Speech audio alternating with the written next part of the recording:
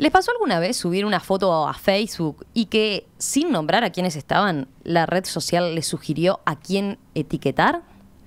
¿Se preguntaron cómo era capaz de adivinar los nombres de esos rostros?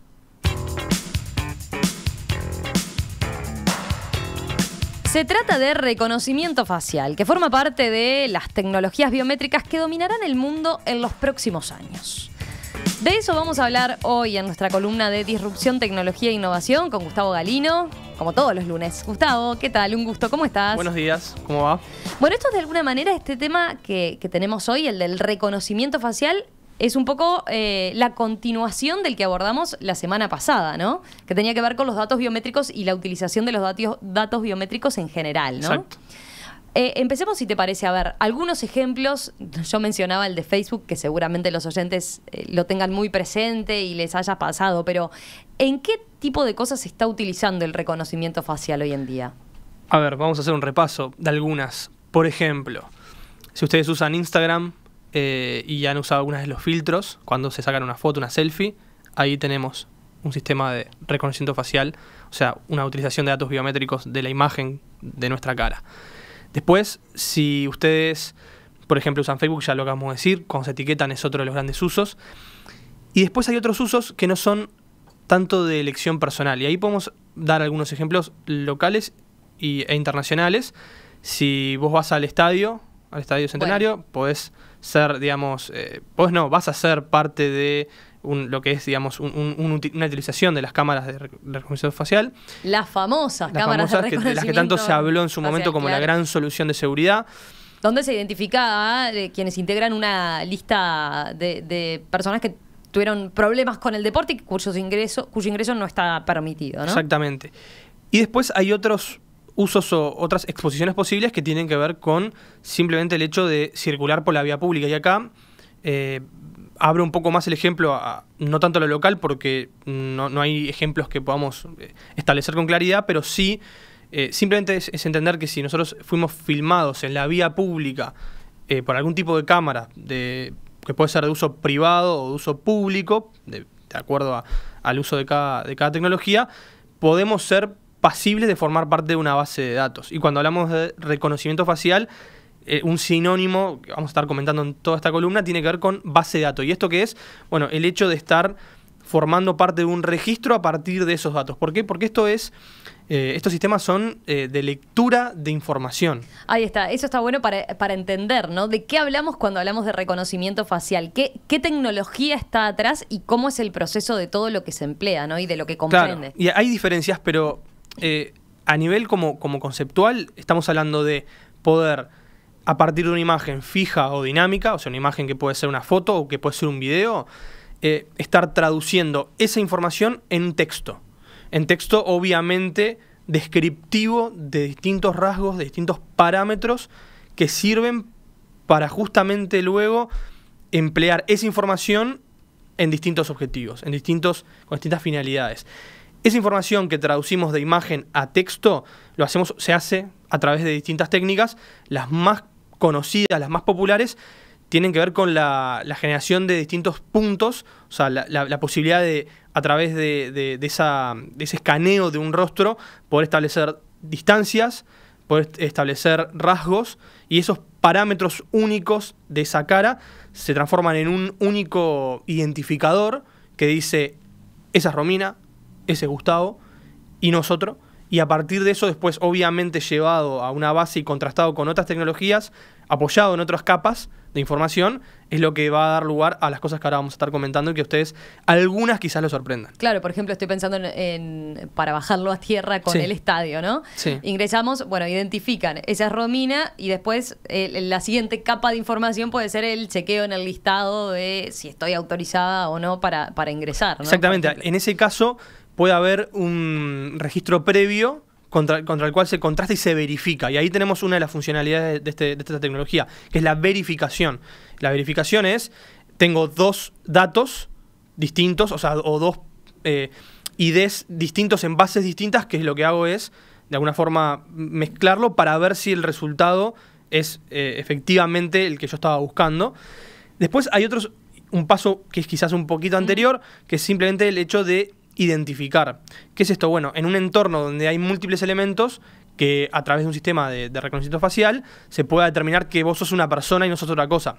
O sea, para que vean cómo se va construyendo justamente como como decíamos, en capas, o es como una especie de edificio con varios pisos. Bueno, el primer piso, lo básico, es el de decir, tú sos un humano y no sos otra cosa. A veces hay sistemas que se parecen mucho a esto de reconocimiento facial, que ayudan a poder decirte que es un objeto, que es un animal, que es un humano. Bueno, ya yendo a lo de los humanos, le sumamos esa capa que decías vos, que es, bueno, no solamente yo identifico, sino que verifico una identidad a través de ese sistema.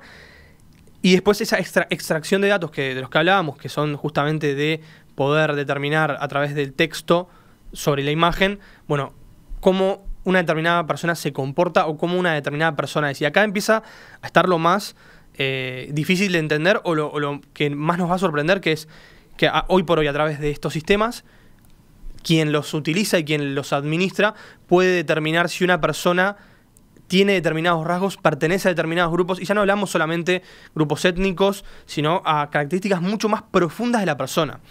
En algunos países, en estos días, se ha hablado mucho de cómo países, y vamos a nombrarlos, como China, por ejemplo, en donde se utiliza mucho esta tecnología, bueno, cómo no solamente se trata de verificar identidades con fines de seguridad, sino también cómo se puede utilizar esta tecnología con fines, por ejemplo, de marketing, para ver cómo las personas reaccionan ante determinados estímulos, y no solamente eso, sino cómo esas personas, a través de sus gestos, a través de su postura corporal y de su cara, básicamente, si esas personas son o no de determinada manera. Y ahí empiezan a haber, obviamente, algunas polémicas muy grandes acerca de qué se puede hacer con eso. Yo te iba a decir eso, ¿no? Es una tecnología que sorprende, muy avanzada, y que vos nos decías en la previa, bueno, va a dominar, digamos, el mundo en los próximos años.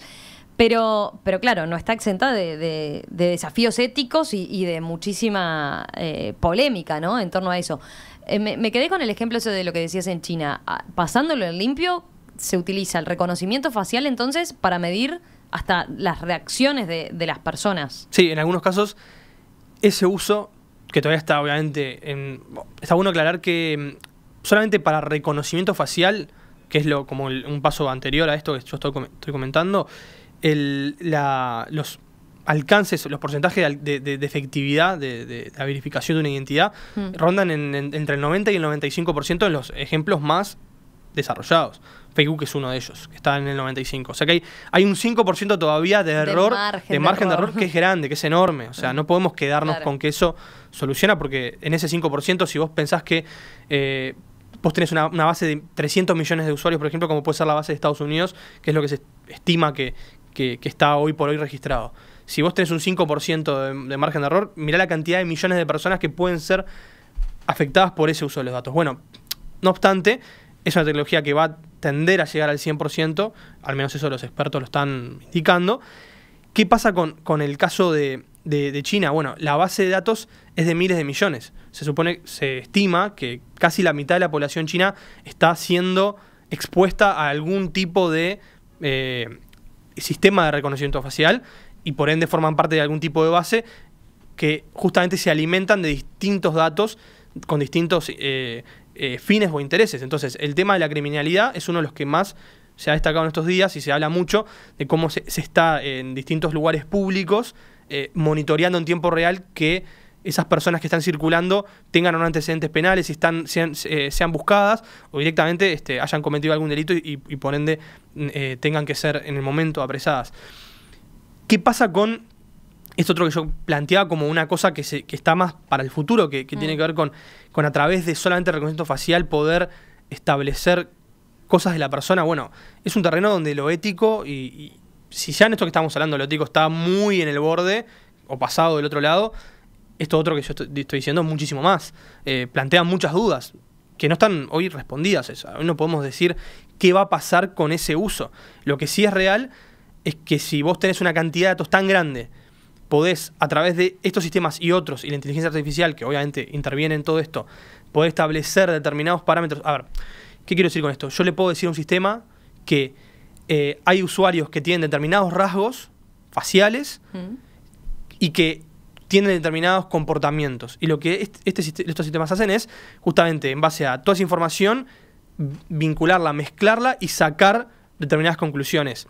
Que son conclusiones estimativas o que son conclusiones que tienen que ver con futuros o posibles comportamientos. Obviamente que con un margen de error que todavía debe ser amplio, en algunos casos hay quienes dicen, dentro de esta industria o dentro de este crecimiento tecnológico, que pueden determinar que una persona, por ejemplo, tiene un rasgo o una orientación sexual u otra. Esto es polémico justamente por eso, porque como yo, persona, como a mí me pueden estar otros determinando sin conocerme personalmente, sin que yo les haya dicho nada de mi orientación sexual, solamente, o entre comillas solamente porque es mucho más, pero por los datos biométricos que yo estoy entregando y por la mezcla de esos datos con otros datos que yo entrego en otras bases, llegar a esa conclusión. Queda como en una nebulosa que todavía es difícil de entender. Probablemente con el paso del tiempo aparezcan datos que de alguna forma respalden este tipo de afirmaciones, que son, según, bueno, he leído en estos días, sobre todo en algunas revistas que analizan el tema, escalofriantes. Esa sería como la definición, ¿no? Bueno, será todo un capítulo entonces para abordar a medida que vaya avanzando. Pero ya hay alguno que le ha traído dolor de cabeza el tema del reconocimiento facial, ¿no? Estoy pensando en Facebook concretamente, ¿no? Sí, el caso de Facebook. Y lo que ya llegó a usar, solo lo que está usando hoy en día con ese ejemplo del etiquetado, ¿no? Cuando te sugiere etiquetar a una persona sin que vos hayas mencionado quién podía ser, ¿no? Este es uno de los casos más cercanos, porque, bueno, o sea, ¿quién no conoce a alguien que tenga Facebook o quién no tiene Facebook? Si no lo tuviste, si no lo tenés ahora, capaz que lo tuviste en algún momento. Esta red social, allá por el año 2011, desarrolló un sistema al que le puso Tipface. Después eso evolucionó en otras cosas como las que tiene ahora, pero básicamente se empezaron a dedicar a analizar todas las fotografías, las miles de millones de fotografías que la gente cedía, bajo unas políticas de condiciones de uso que eran absolutamente, digamos, que posibilitaban de forma muy abierta que Facebook pudiera hacer lo que se le antojara con esas, salvo en Europa. Y acá siempre con estos temas que vamos a hablar, sin entrar tanto en el detalle legal, pero sí por lo menos en el entendimiento del uso, Europa siempre fue el bastión de resistencia o quien se paró más firme ante Facebook para tratar de limitar los alcances de este tipo de cosas. Entonces, ¿qué hace Facebook o qué viene haciendo desde 2011? Bueno, recolectando información a través de esas fotografías, haciendo lo que yo le decía, traduciéndolo en información, quién está en la foto, dónde están, o sea, un montón de datos que no solamente son biométricos, sino también es metadata. En esa conjunción de información, bueno, poder determinar después que si vos no te etiquetaste, ni etiquetaste a ninguno de tus amigos, bueno, que igual el sistema pueda sugerirte. En esa foto yo estoy contigo, Romina. Entonces, bueno, yo no te etiqueté, pero ¿por qué no querés etiquetar a Romina? Claro. No sé, ese tipo de sugerencias que obviamente uno puede deshabilitar. Lo que está pasando ahora es que obviamente muchos usuarios, un grupo grande en Illinois, en Estados Unidos, reclama a Facebook porque considera que esa manipulación de información no era debida. Facebook dice que está totalmente contemplado y que no hay lugar, pero un juez federal dio, digamos, lugar a que el juicio de alguna forma prosiga, con lo cual en los próximos días, meses, vamos a tener novedades de qué pasa con ese episodio. Lo importante de esto es entender que Facebook desde hace ya varios años utiliza eso y volvemos al mismo dilema o a la misma, digamos, crítica hacia, bueno, ¿quién usa eso? ¿Cómo lo usa?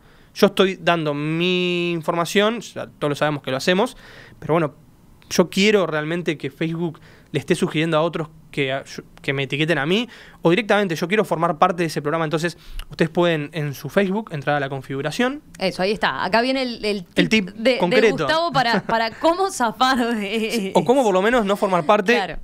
Aún, después le voy a comentar otra cosa, pero por lo menos no formar parte en una forma primaria. De vuelta, configuración. Van a ver que en el submenú básicamente aparece información personal y otros ítems. El cuarto ítem dice muy claramente reconocimiento facial. Se ingresa ahí y hay una sola opción que es un sí o un no. ¿Quiero formar parte del programa de reconocimiento facial de Facebook? ¿Sí o no? Si le digo que sí, que es la función predeterminada, y ahí es donde hay un poco de polémica porque yo, sin fijarme, ya estoy formando parte. Si no escucho esta columna, ponele. Ya ahí mis fotos obviamente son analizadas sin duda y yo soy pasible de ser sugerido o de que me pregunten a mí si yo quiero sugerir una etiqueta. Entonces ahí está la primera decisión. Después, el segundo paso está también dentro de esa configuración, no en ese mismo subítem, sino en el de biografía y etiquetado, que lo que uno puede elegir ahí es, bueno, ¿qué alcance tiene cuando alguien me etiqueta? Si yo soy etiquetado, ¿quién ve esa etiqueta? ¿La ven mis amigos? ¿La ven los amigos de mis amigos? ¿La ve todo el mundo? Ahí de vuelta, algo que ya habíamos comentado en algún momento al pasar, que es, bueno, los niveles de apertura que ese contenido puede tener dentro de la red.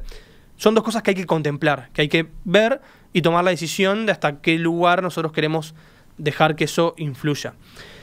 Parece menor el tema del etiquetado, pero de vuelta, lo que hay que entender con esto es que no es solamente el hecho concreto de que me etiquetan, sino que en esa función, esa funcionalidad, abre la puerta para que mezclada o para que intervenida por otras tecnologías con otros fines, mi información forme parte de algo más.